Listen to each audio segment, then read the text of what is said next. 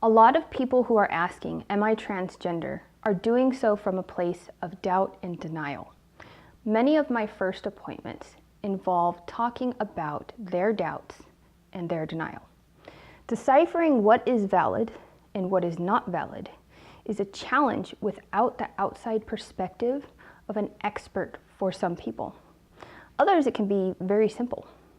The confusion arises when the masculine feelings or the feminine feelings, the longing or the obsessive thoughts come and go. When they fade away, people mistakenly think that they are gone forever and that that was just a phase.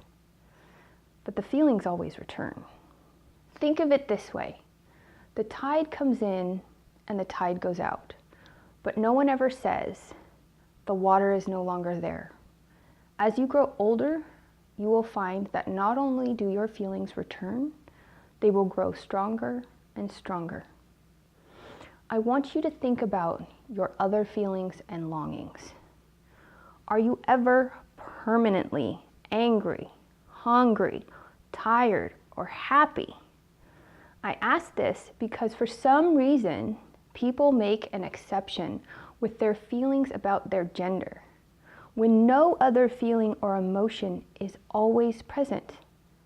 When you are sad or happy, do you ever think that I will never be sad again? That these feelings are gone forever? No. Then why do you think that you will never be having these feelings of longing, feminine feelings, or masculine feelings ever again? It's not a phase. It's coming back. It always comes back. It is denial that causes you to assume that these feelings are gone for good. But where does that denial come from? Denial is actually very normal to start with, because if you think about it, who actually wants to be transgender? This is not something that people volunteer for. So it would make sense that you would be reluctant to accept this about yourself. Then, think about how many times you have received gendered messages over your life. Almost everything was about your gender, from the color of your toothbrush, to the way you were expected to behave, to the clothing you were expected to wear, all the way down to where you were supposed to use the bathroom and how you were supposed to use it. You are battling thousands and thousands of messages about your gender that began very early and continue to this day. So no one goes forward without a great deal of introspection and exploration. And sometimes this exploration and introspection merges from denial. When you are honest with yourself, you can admit that under that denial is actually fear and shame. These feelings drive the denial. These feelings drive the doubts, and they also act to mask and hide them.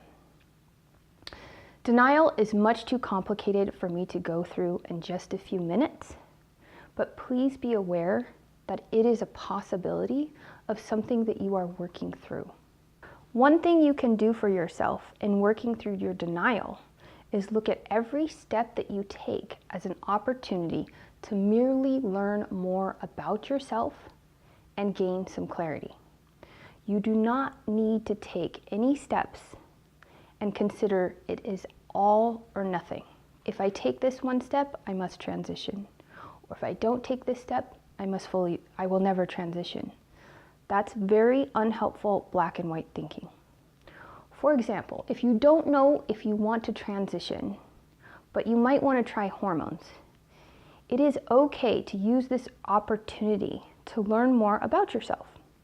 You can go to an appointment with a doctor just to find out what it feels like to sit in their office and use that as information about yourself to let you know, is this a right step or a wrong step?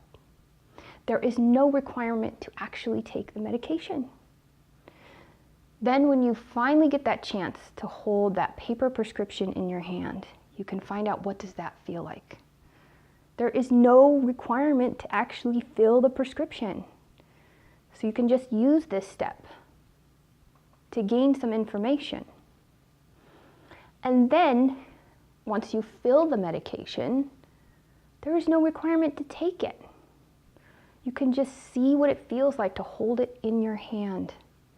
Every step is an opportunity to find out, what does this feel like? What am I thinking? What do these thoughts and feelings tell you? Look at every step as an experiment to learn more about yourself rather than a black and white, make or break decision as I am going forward, transitioning and doing everything, or I quit and I'm never doing this again. This is all, again, driven by fear and shame. And I suggest just start out by being in the moment and learn about yourself.